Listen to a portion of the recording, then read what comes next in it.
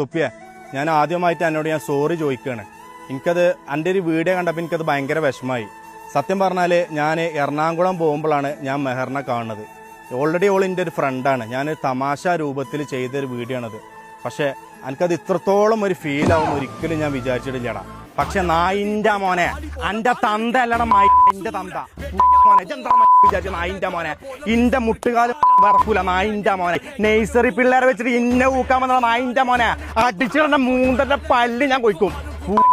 ജിന്നെ പറഞ്ഞുകൂടെങ്കിലേ എനിക്കൊരു പ്രശ്നമില്ലട നായെ. പക്ഷെ ജിന്റെ തന്തനെ പറഞ്ഞു, അത് ഈ സാജാൻ സഹിക്കൂല മോനെ.